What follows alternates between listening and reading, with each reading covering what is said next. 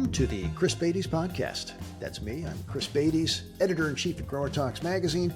And in this series of podcasts, I'm going to introduce you to some of the winners of our annual Growertalks Young Grower Award.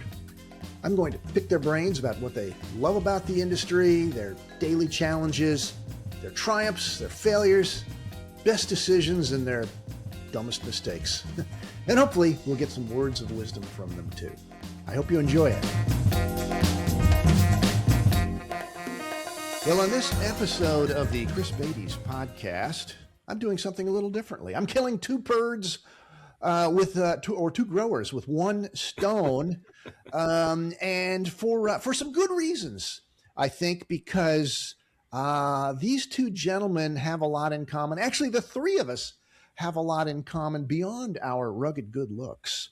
Let me introduce them and explain what we're doing here with two young grower winners. The first is Mike Merida. Welcome, Mike. Thank you, Chris. Mike was just our fifth Young Grower Award winner way back in 2009. You remember that, Mike? Me. Oh, yeah. That's aging me. You're still looking good, though, and still working at Costa Farms, at least according to the shirt, unless they just let you take it when you left. No, I'm still here. My roots are very well on the ground. Which is where he was when he won the Young Grower Award, again, 2009. And then a much more recent Young Grower winner. You can tell he hasn't really dove into the business yet, because I don't see much gray in that beard. It's coming, though. Matthew Tyson. Welcome aboard the Chris Beytes podcast. Thanks. And Matthew is our 2023 winner, the 18th Young Grower winner. So we've got the 5th Young Grower winner, the 18th Young Grower winner. They both work at Costa Farms. They both have worked at Costa Farms their entire careers, or let's say since winning the Young Grower Award. There may have been some other small jobs, pumping gas or working landscape crews or something, but that's been their whole career at Costa Farms. We'll dig into why that is. And another thing that we all have in common, and Matthew's shirt indicates that, we're all University of Florida graduates. Go Gators. There you go. 1983 here. Anybody want to fess up? Nobody was alive then. Yeah. I was there for quite a bit of time after a bachelor's and a doctorate degree. So I was out of there in 2006. So. You spent 10 years at UF, I think I recall, right? I enjoyed it too. Yeah, there you go. Place to go to school. Matthew? 2021. He was there during the pandemic. Yes. Got some of that online class business. Anyway, well, let's kind of dive in. Mike, I want to start with you. Okay. You've got a sort of a low-profile job at Costa, production manager for the foliage division. Yeah, so that title has changed a bit. So I'm now my new title is the senior technical director for Costa. Oh, I'm a foliage side. So after they created the horticulture department, it's been almost 10 years. They created these roles, the senior technical director roles. So I'm a support for all the head growers, which allows me to use my experience that I've had here a little bit more efficiently throughout all the different growing areas and different production areas. But yeah, I mean, production manager is somewhere in there too, just because of my experience, but wear many different hats. In other words, in a pinch, you could grow some foliage, apparently. Yeah. Sorry, you got to update your LinkedIn, but you're probably too busy to go around updating LinkedIn. Yes. And people only do that when they're trying to get a new job anyway, as I've learned. So I think you're right. Anyway, how many acres of foliage does Costa run right now? Gosh, we're probably close to around 1,000 productive acres. Just in the homestead area. Yeah, just in this homestead area. Yeah. And then that's where if you count all the other ones, maybe a few hundred more around the Apopka, Wachula area. Yeah. That's right, because they have the old Engelmann ranges up here where they're doing the small, little house plants. I should mention you are in Homestead right now? Yes, I am. At Costa HQ? Yes. There you go. All right. And Matthew, you used to be down in Homestead. And when we connected the other day, you informed me that you're about 30 minutes from me right now. We could be sitting side by side right now. You're up here in Orlando, yeah? Correct. Yep. I moved up to Orlando midway through 2024. That's right. So you've been here for a little while in Central Florida. Mike, how did the freeze of 3 or 4 weeks ago affect those 1,000+ acres of foliage? Chris, we fared out very well. We had our little couple of foliage damage here and there, but for the most part, we fared out very, very well. Especially after I saw that report yesterday on the losses reported in Florida and in agriculture in general, which was pretty shocking. But we did all right. We did all right. We had a little bit of cold last night too, so I might be a little sleepy-eyed here, but I wasn't here the whole night, but I was here early in the morning. What was the coldest temperature that you guys hit in that last freeze? So, well, up north in our farms up in Wauchula, we were in the 20s for almost about 12 hours or so for one night. Mm-hmm.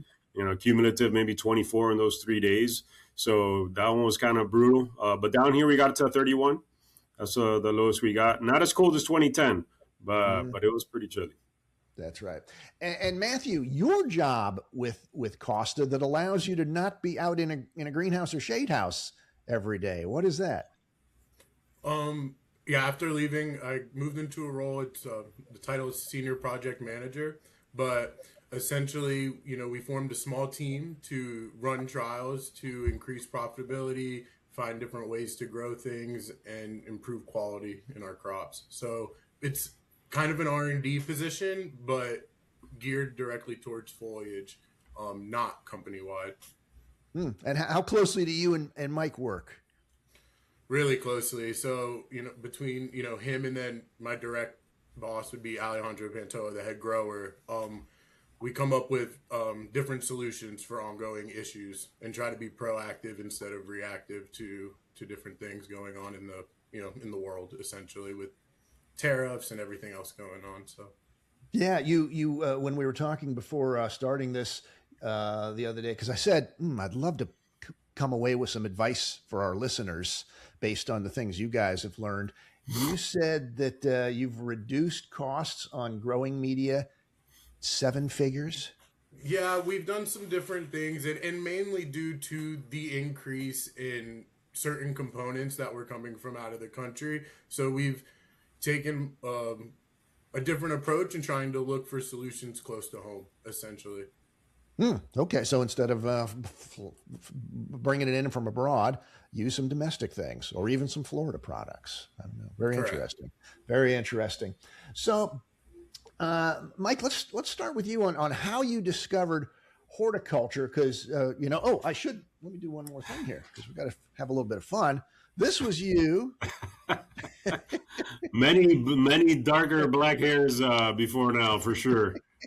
September 2009, because as a young grower winner, whether you like it or not, you make the cover of Growertalks magazine and the inside too, of course. And I got to write the article about you, and it was fun to refresh my memory. But you were you grew up as a surfer.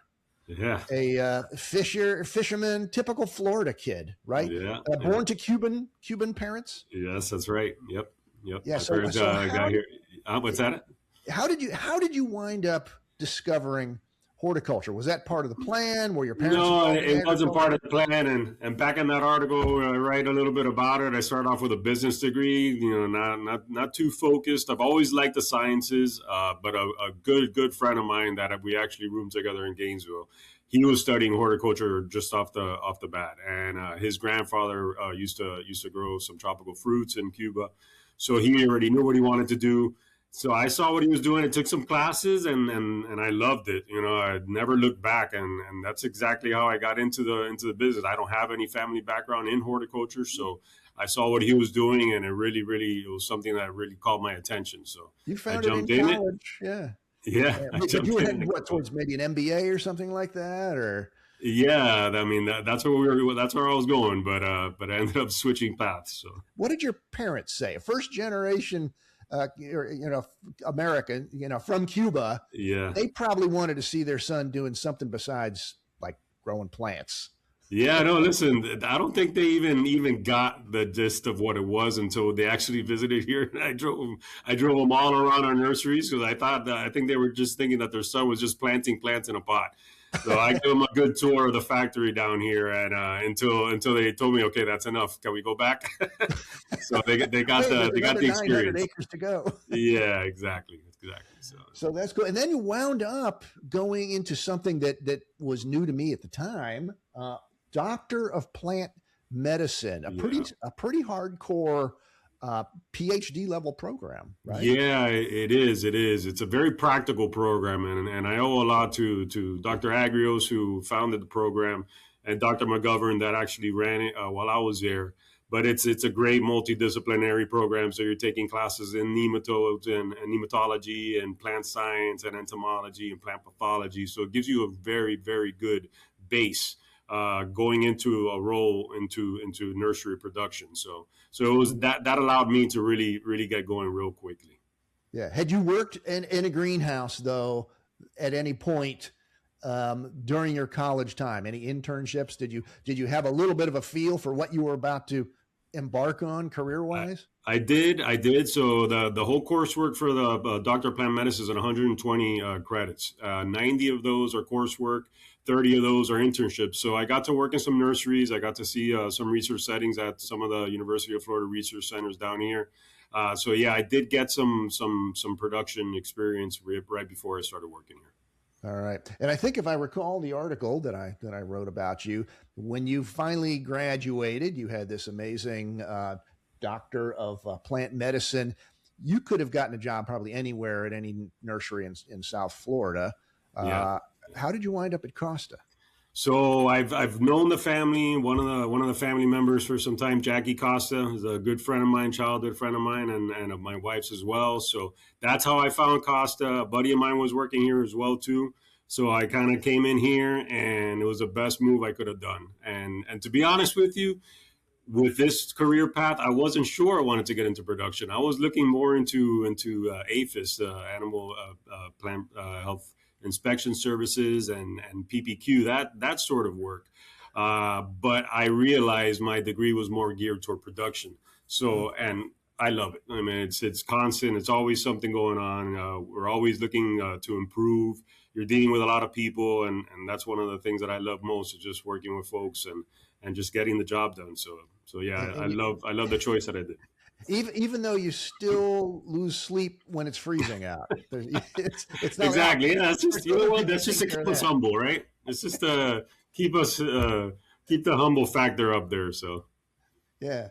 And Matthew, you had no knowledge of horticulture as growing up, teenager either. Your focus was on the pigskin. Yeah. I actually didn't even know or have any interest in plants until probably I was 22, after I did the whole roller coaster of college and football, and came back home and had to reground myself and find the path. I started working for a buddy's dad's landscape company as a laborer, digging palm tree holes on Jupiter Island, Palm Beach Island. Kind of worked my way up to being a driver, then a foreman, then a project manager. And after about 2.5 years, I was like, this is really what I want to do. So I started taking, classes at IRSC 1 and then 2 and then 3, and, finally made that transition up to Gainesville to finish my bachelor's at UF. Yeah. And and you played some college football. Is that right? Yeah. So out of high school, I got a scholarship to Alabama State. I was there for some time, but struggled academically, and then went out to California for a semester and continued to struggle. So, it was a lot of off the field struggling academically. I don't know that I was quite prepared for that. So when I came home, I just took a step back and wanted to decide what I actually wanted for myself. Yeah, but and I should mention one other thing that some of us have in common is that Matthew and I went to the same high school, Jupiter High School. Yeah. In Jupiter, Florida. I actually lived on the other side of the river in Tequesta. Okay. But hey, it's Jupiter Tequesta, beautiful lighthouse, amazing part of the world.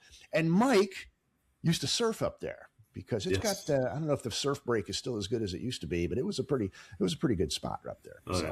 And I did a tiny bit of that, but you were probably better than I was. So you Matthew, you discovered horticulture by being willing to go out and dig holes for palm trees. Hard, rough work. But you must have found, there must have been something in it that was satisfying to you.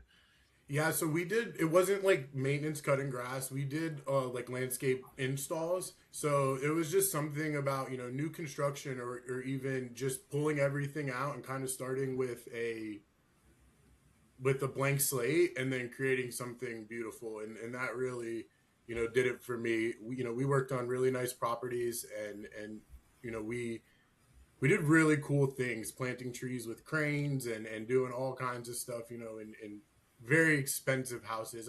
One time on Palm Beach Island, we were planting, huge date palms from the intercoastal into somebody's backyard from a boat, and then across the street you have the ocean there. And it's just some of the most amazing work I've done, and I really fell in love with it.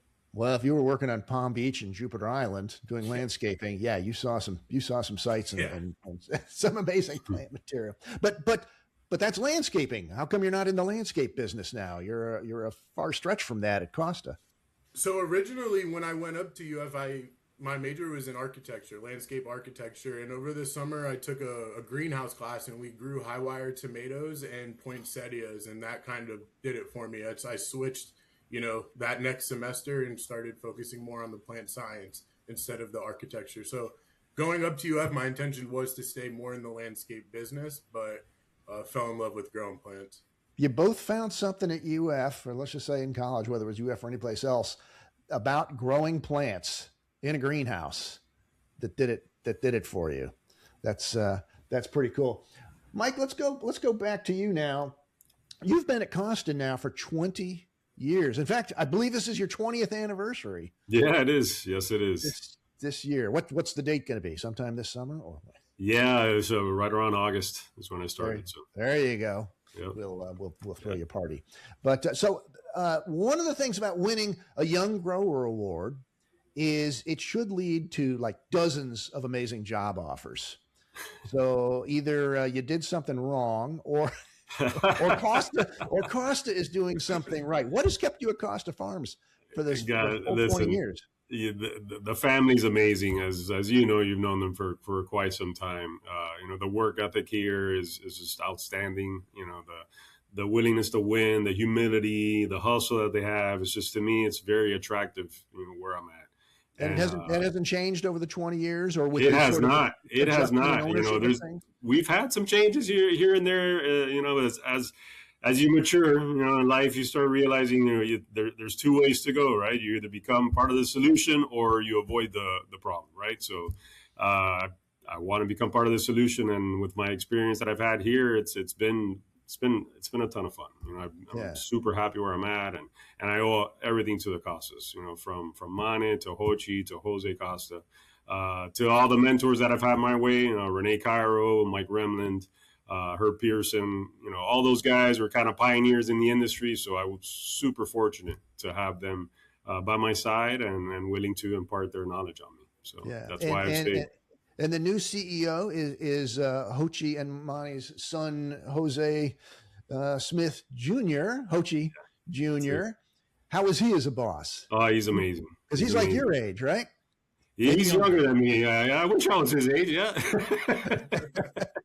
I love the age I'm at, but he's at a great age. He's awesome. His energy, his charisma. He's got, basically a little bit of his dad and a little bit of his mom, and those two together work amazing. So yeah, he's a pleasure to work with. He really is. Another ridiculously smart young man. I believe he's got an MBA and a degree in engineering from MIT. Is that correct? Something like that. Yeah. Like his dad. And he's in the plant business. So, Matthew, now your career there at Costa, much shorter. You started there as an intern in 2021, won the Young Grower Award in 2023, and we'll talk about that in a second. So you're now have been there for 5 years, I think. How are you finding the Costa experience?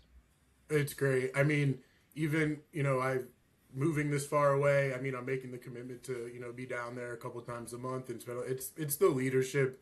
I don't have as much direct access to, the family, but people like Mike, people like, my boss Alejandro have really supported me early on. I really didn't have any experience, and very, very quickly into my career at Costa, they gave me an opportunity to, step into the mist house, where we do our propagation, and had a lot of support.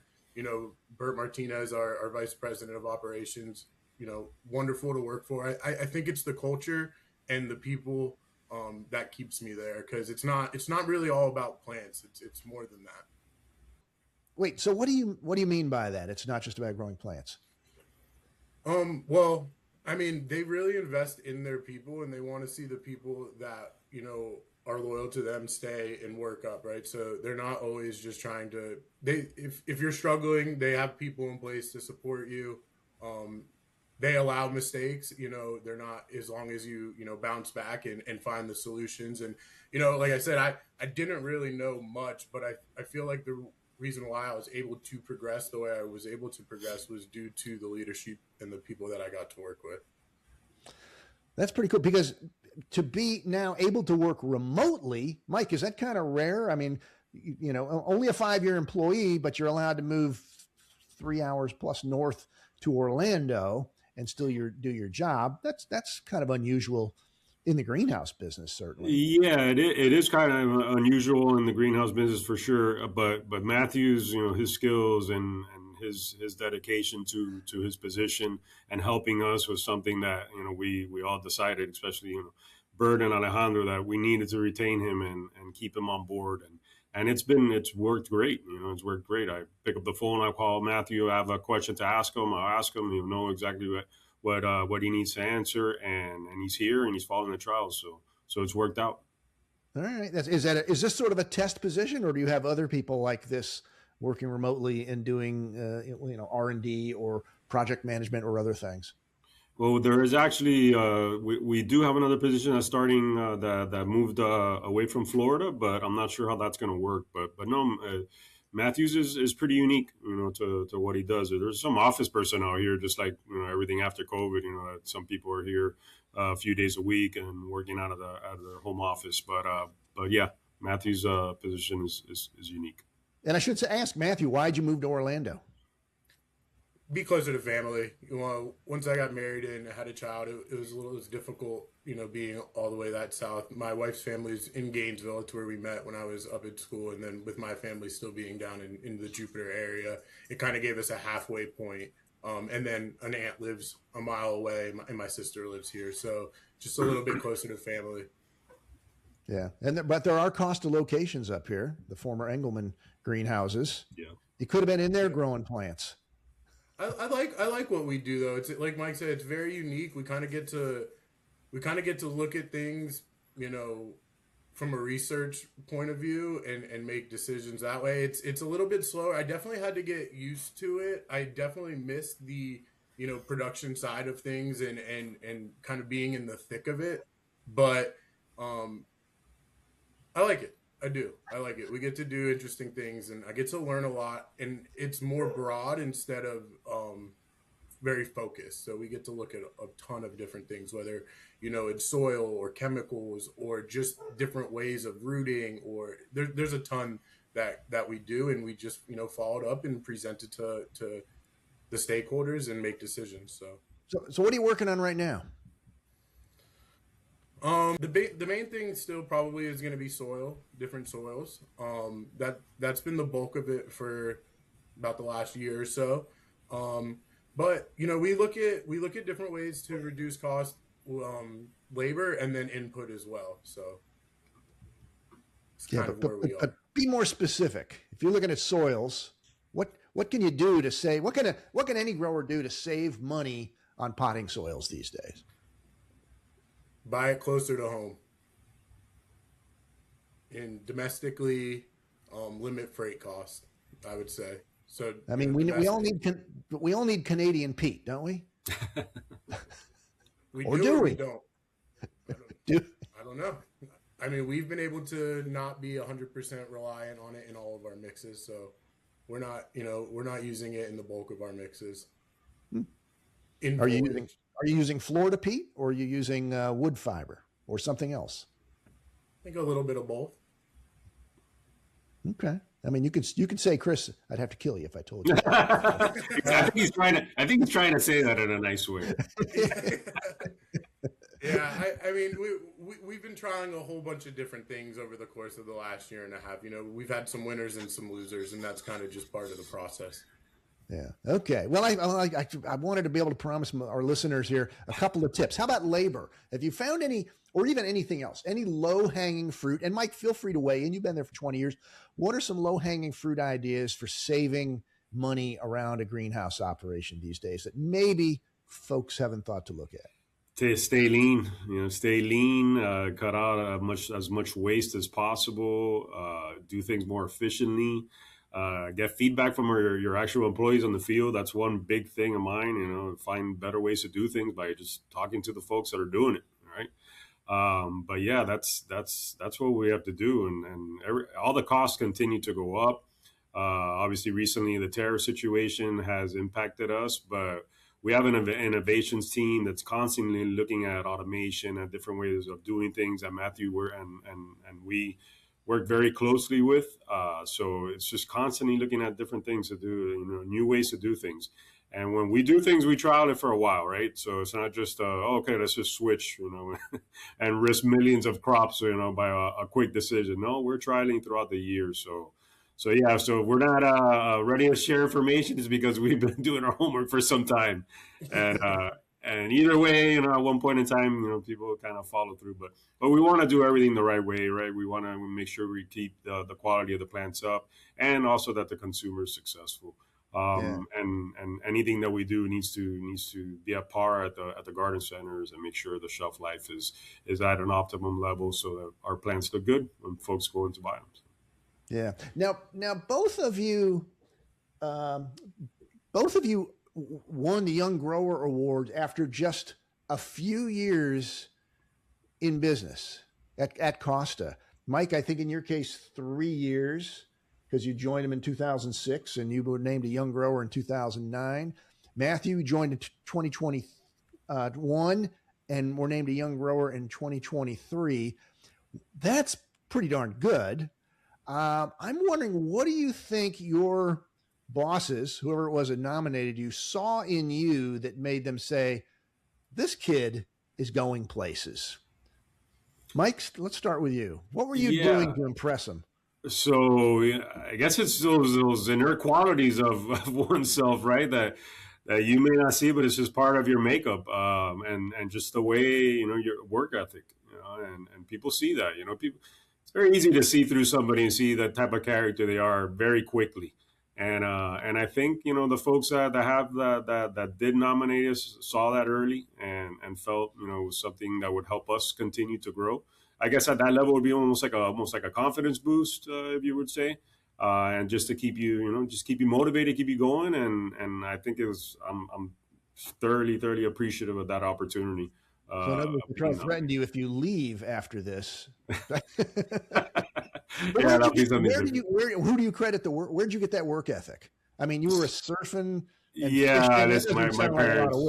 My parents, grandparents, all that comes from the family for sure. There's no question about it. Yeah.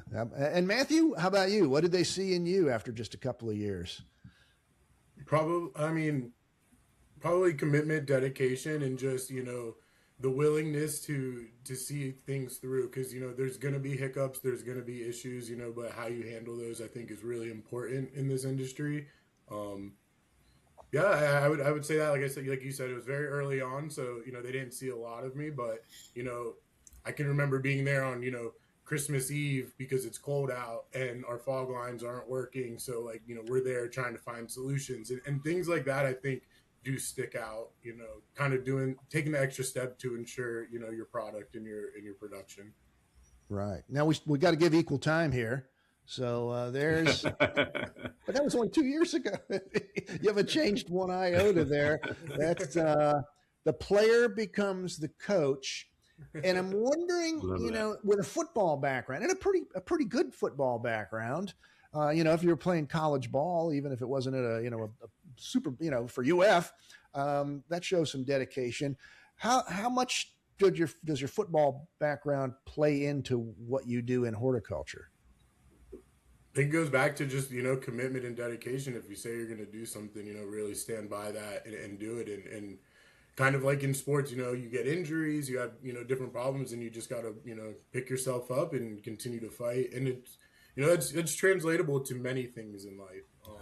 It's just kind of put your nose down and get through it. And I try to follow some of those principles in all areas of my life, the teamwork, the commitment, the dedication, discipline, all of those things that are instilled in you at a young age. They're translatable into, careers and even, your family and different things like that. So, that's the approach I try to take with everything. Yeah, I just want to add on to that. He's spot on, because I mean, I played sports all my life as well. And in this environment that we work in with a lot of different folks, a lot of different characters, I think that helps tremendously, right? In sports, you're dealing with a lot of different characters. You're coming together for one purpose. You're gritting it out. You're on the field. You're practicing. You're putting in the time, and then all to come together just for one goal. So I think the sports thing, just like Matthew says, I think it's a big help, in your personal development. Yeah, maybe we got to find some ice hockey players. Yeah, we seem to be doing pretty well there. They know how to pull together and make it happen. Go USA. Now, Mike, you got 20 years at Costa. Yeah. I think Matthew said they allow mistakes. Have you made any goof ups that sometimes kind of wake you up screaming in the middle of the night that haunt you? Yeah, no, definitely. Listen, I had a great mentor, and he would always tell us, and he would teach us, he would show us everything he knew, and he would always say that he was like, "I want you to learn from the mistakes that I made instead of you making them," right? So that helped tremendously. As a young professional coming into a career, for me or for anyone to have somebody like that, it's huge, right? But it has to be in your character, right?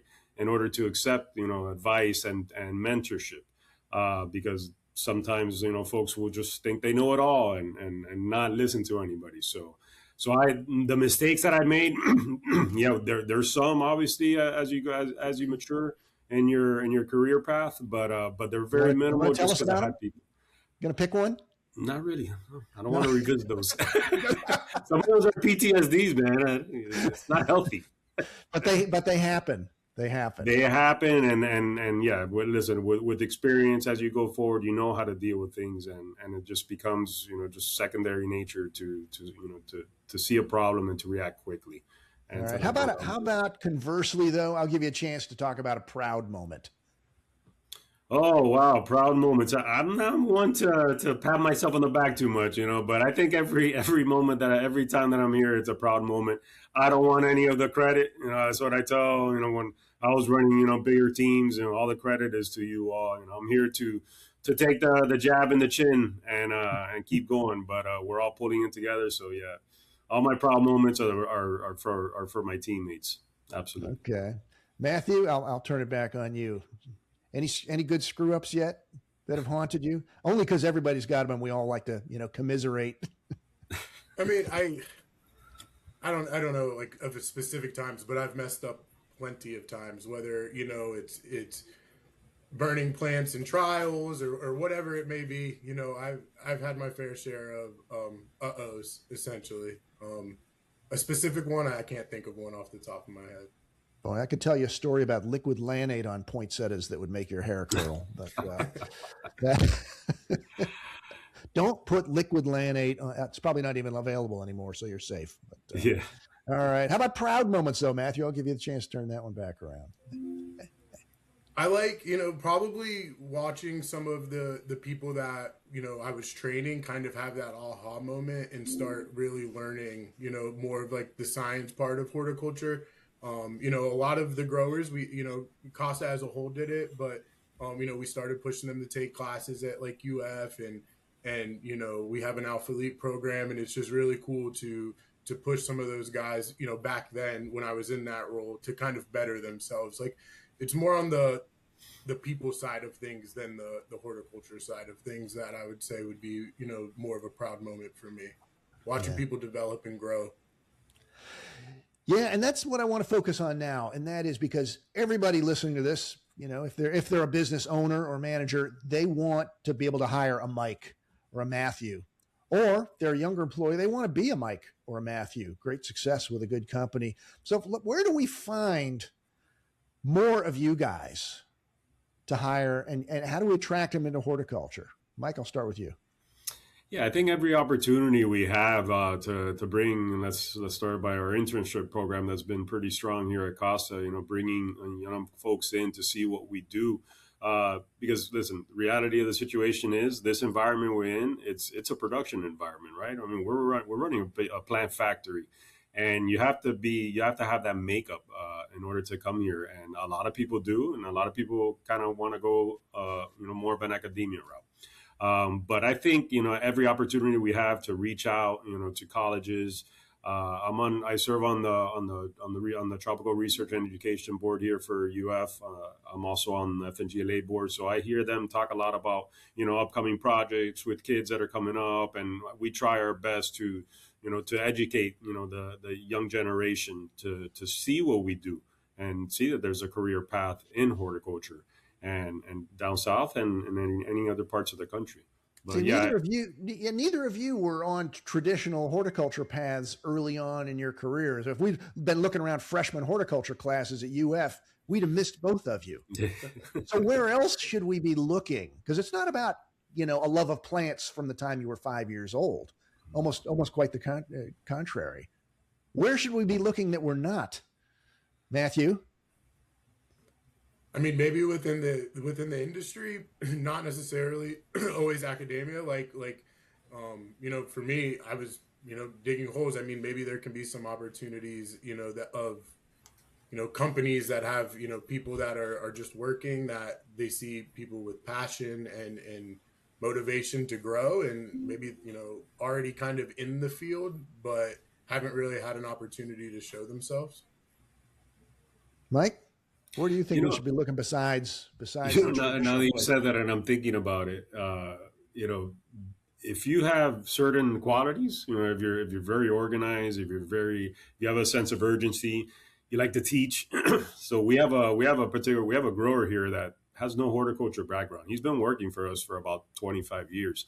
He's an excellent grower. He's one of our best growers, and his background is a teacher. So that's one of his best things, is developing his workers to become horticulturists, and he's learned on the fly, and he's one of our best growers, and he's been here for that amount of time with that background. So so it may not be in the horticulture business, it may be in Department of Education. We should start looking for folks just to teach and to mentor and that sort of thing. So we were talking science. I know a fellow who used to own a greenhouse in Lincoln, Nebraska, and he would hire wrestlers from the University of Nebraska to work in his greenhouse because they were strong as oxes. They would just go down and just do what they were told. And as we talk about, your sports backgrounds and thing, I'm thinking maybe we're in the wrong side of the school. Maybe we ought to be over by the football field or the baseball diamond or something like that. Yeah. Do you interview people now for candidates? No. So since my role's changed, where it is, I don't. But have you in the past been hired? Yes, absolutely. I read through a bunch of resumes, talked to people, just kind of get a feel for for what the person is, what they're looking for, and just kind of get that psychological thing out of the way in the beginning.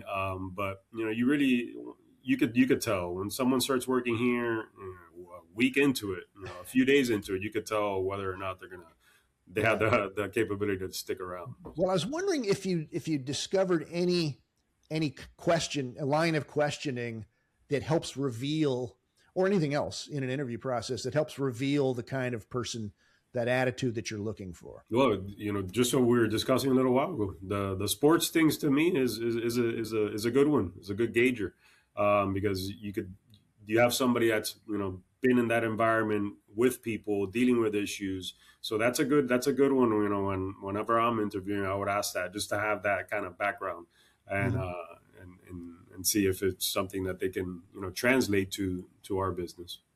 Yeah, I've discovered for editors, I ask who they like to read, because every good writer, every good editor is an avid reader. Okay. Just pretty much without exception, as far as I've found. So that's and I don't care who they read, as long as they do. Yeah. But that works out for us as well. Matthew, you're closer to the younger next generation coming in. Do they want to work, or is Gen Z or this next generation just a bunch of slackers like all of us boomers seem to think? No, they do. I mean, I work, closely with the internship, every summer, and there's some really good candidates that, keep popping up year after year after year who really do, want to continue to learn and grow. And it's not everybody, don't get me wrong, but, I wasn't around back then, so I didn't know what the work ethic was back then, but I haven't seen much of a shift from, when I was coming up, at least with the people we bring into Costa. Now, there is a vetting process who does come to the internship, so I do think we are getting the top candidates, when being applied to. But from what I'm seeing, we, every year it seems like we get one or two, good ones out of the program. And they out of how many interns? It changes every year. For instance, I was an intern, and then the girl I work with now, Anna Meek, she was an intern too. So, there's been quite a few interns that stick around that, Emily, the head of our R&D now, like a lot of people who, I was in classes with her at UF, and, we're kind of riding it along together here at Costa. No, I don't see a big drop off. I don't. All right. So it sounds really like there's no tricks, no secrets. If they stick around past lunchtime the first day, that's probably a good indication that maybe they'll make it the first week. And yeah, I mean, when it comes to it, I think just having people skills and being able to communicate. You can teach somebody how to grow plants and you can write up protocols, but being able to communicate and work with other people, I think, is probably the limiting factor for me. Yeah. All right. Advice to the people doing the hiring, the bosses, the man, either the business owner or the manager, for keeping young guys like you engaged in the business so that you stick on for 20 years, Mike, instead of going, this Costa place was okay as a start, but there's some other businesses where I'd rather be. What advice do you have? Yeah, I think for those folks, just the opportunities are endless. Like I was always told, there's pastures for miles here, so you can graze all you want, but there's opportunities, not just in our field, but the company's so big that there's other opportunities as well, in sales and marketing and finances. But yeah, I think just keeping that, the opportunity pathway open, and seeing the growth, the potential growth through other folks that are in the company. I think that's a message that I know they use, then with the tenureship that I have and the tenureship that Matthew's working on, I think that's a very big sticking point too. We have folks here that have been here for more than multiple folks that have been here for 25 plus years, close to 30. So I think that's a real big sticking point, What's up? Sometimes those people are in the way of a younger person wanting to progress. The head grower's been here for 25 years. He's probably going to do another 25. I'll never be head grower here. I better move on. And maybe that is a case, but are there ways around that, Mike? Yeah, I think, like I said, there's opportunities. There's bountiful opportunities, whether it's an integrated pest management, which are key roles here in this company, as we all know, as being horticulturists, especially down here. It seems like we got a pest every 2 years, a new pest every 2 years that we have to deal with. But there's different opportunities. There's different roles, directors of potting. And potting here, you just say you say director of potting, and that sounds like, okay, I'm the one that's going to be in charge of potting plants. But when you're dealing with potting millions of plants, and in one particular day you're potting 15,000 plants on one potting machine, it's a big responsibility. So there's a lot of opportunities here in different roles. So that's what I would. That would be a military logistics kind of a nightmare for that one at that point. And Matthew, I mean, for you, something else I see that bosses often make the mistake of is feeling like you got to make an employee pay their dues. They've got to do the time in the trenches. And there is a bit of that, I suppose. but you've only been there 5 years, 5 years. And, you've had different roles, and you're now in a very important role, and even allowed to move out of town.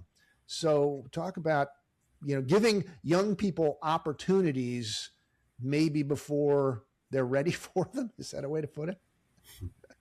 Or before they earn them the old fashioned way. I mean, I think if you're seeking out how to add value to the company, I think that's, kind of been my approach the whole way. Like, how do I add value? How do I continue to, improve things, whether it's, growing plants or looking at different soils or looking at different ways to apply fertilizer, just kind of seeking, how do we make this better? How do we improve it? How do we become more efficient? How do we have, less reliance on resources? I think that's it. Now, I don't know that specifically answered your question, but, I've had a different kind of trajectory, I feel like, than most people. Like, I started, assistant grower. Within 3 months, I was kind of thrown in the thick of it, and then had, life changes, which then, turned into a different opportunity. Now, I spend a lot of my time in Miami. Like, I'm there, pretty much every other week, sometimes back-to-back weeks for about 4 days. So as much as it seems like it's a remote position, the times that, I'm not in Miami, we're putting in data, we're setting up trials, we're coordinating and planning. Because like Mike said, we have to coordinate with potting, with production, with everybody from, start to finish to ensure it gets done correctly. Right. Okay. So let's wrap up now. What have you learned, Mike, in your career? Like if somebody's listening right now who's thinking about a career in horticulture, what would you tell them that would make them definitely want to pursue a career in horticulture? Why should they?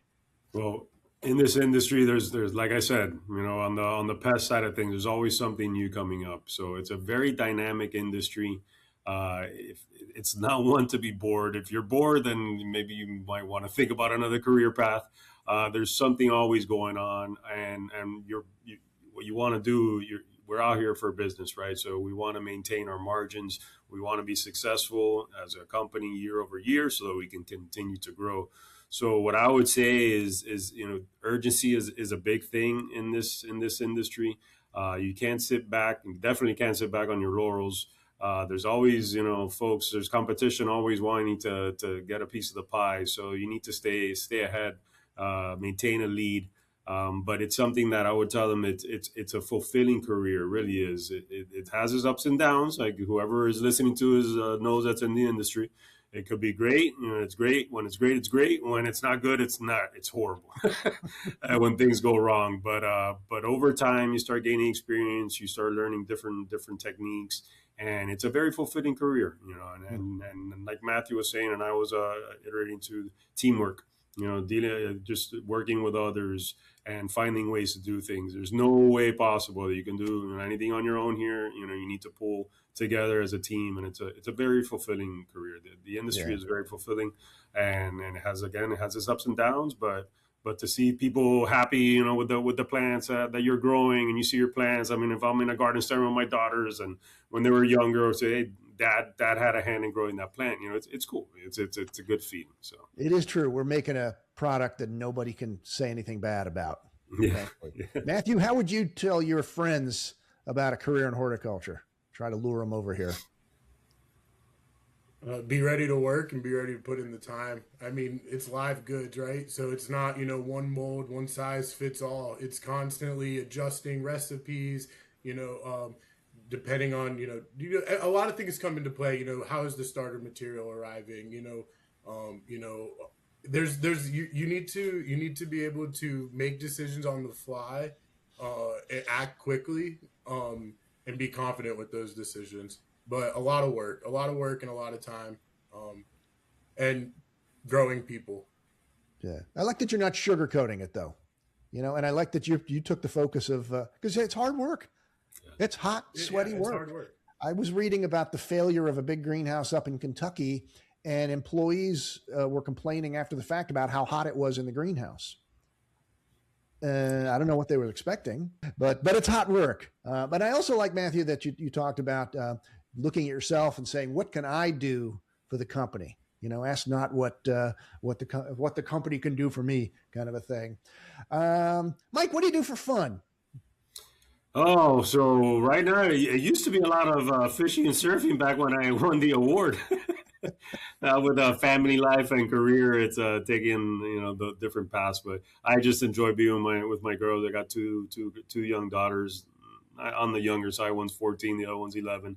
But yeah, we do everything together. I still get out there whenever I get a chance to go out there and go surfing and fishing or catching stone crabs out there in the Keys.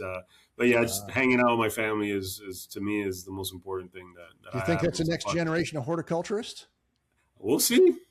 They've got some. We've named some plants out after them, so hopefully that's a stepping stone. You know, get him working with your friend Jackie Costa. I know Jackie. Yeah. She is awesome. Farmer's daughter is her. Yeah, she's doing great. Super proud of her. She's doing excellent. How about you, Matthew? You still throw the football around now and again? No, kind of everything's about the kids. So you've got a young one, right? Yeah. We drive over to Cocoa, when it's not this cold. Go to the park. Spend a lot of time outside, splash pads, pools. Just staying active. Yeah. Well, what I'm really proud of, when we name Young Grower Award winners, there's always that little bit of fear that, gosh, what if they don't live up to it? What if they, they leave after a couple of years and go work for some semiconductor company that they didn't love horticulture as much as we had hoped. So far, I don't think we have any who have left. And certainly in this little exercise I'm doing of Young Grower podcasts, it's only reconfirmed that, yeah, our judges did a great job picking excellent winners, and the finalists are all great too. There's no doubt about it. And so to have two of you guys still at the same company, there you go. Look at, turn it around so we got them on the same side. Well, I'm not sure how it's going to line up on the real screen. Anyway, we're proud of both of you. And do either of you have plans to start your own business or do anything really crazy? Start by me, no. That stone hasn't been turned yet. You think you're at Costa for life? I would hope so. I love it here. At this point in time in my career, I owe so much to the Costas, and I feel like it's part of me. It feels like it's part of my company. So I'm very happy where I'm at for sure. Act like you own it. Yeah. How about you, Matthew? Any visions of greater things you might do in the future? No, I try to take it one day at a time, and I kind of like Mike said, I love Costa. I love the opportunities they've been given to me. And if my leadership stays the same, I don't know. And how do you go from Costa to somewhere else, right? It's going to be a huge, the Mecca to something else. Costa's, the largest company in, North America when it comes to indoor houseplants. And I feel like anything else probably wouldn't be as satisfying. I don't know. You could buy a little greenhouse up in a Popka pretty cheap right now. Start your own gig. I'd help you nail up some 2x4s because they're all falling down. All right. Well, guys, thanks so much for the time. Go Gators. Thank you. And, go Gators. Go Warriors for Jupiter. They're still the Warriors, right? They didn't expunge that one. Good. There you go. I should get back down there. And thank you, everybody, for tuning in to this episode of the Chris Beytes podcast. We'll see you next time. Thanks. Thank you.